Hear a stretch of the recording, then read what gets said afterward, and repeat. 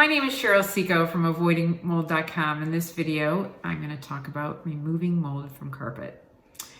So this may not be what most people want to hear, but carpet is really, really difficult to remove mold from. In fact, I would argue that it's impossible. Why is that?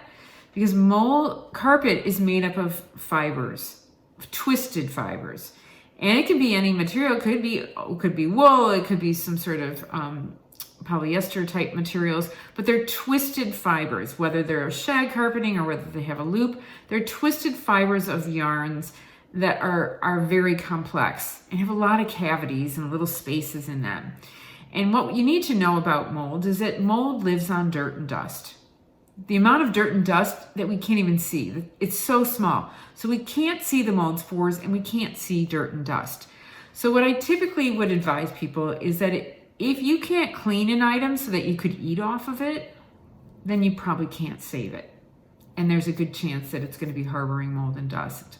So carpets in particular are very difficult even to vacuum well, especially around the edges. And anybody who's removed carpeting themselves will know what a dirty job that is.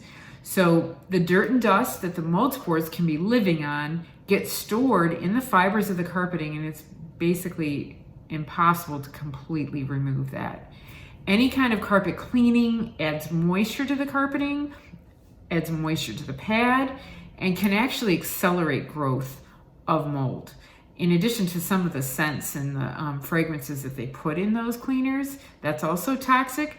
But adding a dose of water to a carpeting, even though you're sucking it right back out, is likely to leave some dampness that may just actually cause more humidity in between those fibers that cause the mold to grow. So remember this, mold is growing on dirt. Dirt lives in the fibers of the carpeting, and there's I'm not aware of any way to clean that. If you have a small area rug, you could try taking it outside and really shaking it out, and maybe that would be better. But in wall-to-wall carpeting, we can't do that. So the dirt's trapped in the carpeting, and in my opinion, the carpeting should be removed. I do have some other carpet removal videos. I have a short video on that, and I also have a short mini course on removing carpeting. This is something that a member of my family did. Actually, my daughter, she did it the first time with her grandfather, who's my father, who's in his mid-80s, and together in an apartment that she was renting, they got approval from the landlord to do this, but they worked together to get the carpeting out of the apartment. And the hardwood floors were great. They weren't perfect, but they were certainly much more cleanable than the carpet ever was going to be. And so she went ahead and she did it again with her roommates in another bedroom, and she made me a little series of videos so that I could show you how easy this is to do.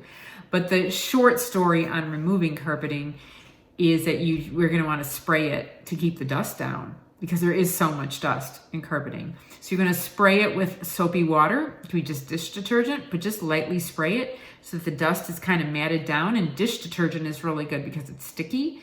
So we want it to be sticky. We want it to stick to all the dust so that it stays in the carpeting. And then you're going to cut it up into pieces. Small pieces are more manageable. You're going to want to wear a mask and protect yourself in doing this project. Bag the individual pieces and double bag them again, and if you can, throw them out a window or somewhere, but don't carry them through your home. Keep windows open while you're doing this. Run fans with filters on them, but again, protect yourself, because it is a really messy, dirty job.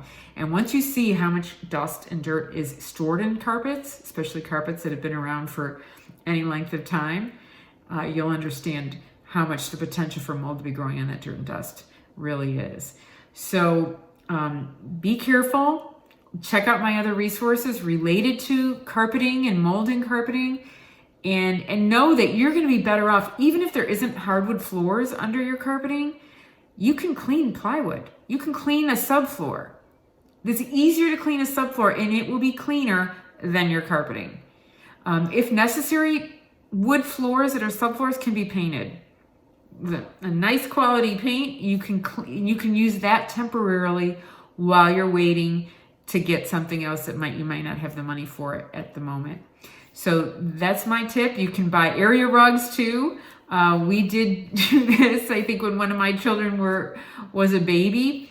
We didn't have floors. We had plywood everywhere. I wore slippers.